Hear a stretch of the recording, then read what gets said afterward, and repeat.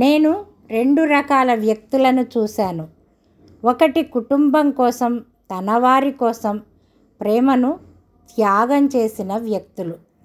రెండవ రకం, వీరు ప్రేమ కోసం తన వారిని వదిలివేసి వెళ్ళేవాళ్ళు.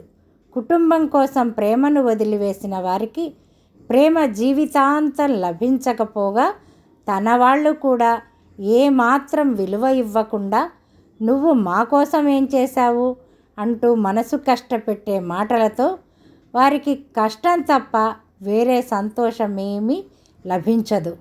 అదే ప్రేమ కోసం అందరినీ వదిలి వెళ్ళిన వారికి ప్రేమ దొరుకుతుంది.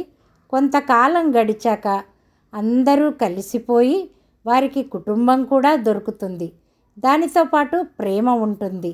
అందుకే ఆలోచించి నిర్ణయాన్ని తీసుకోండి.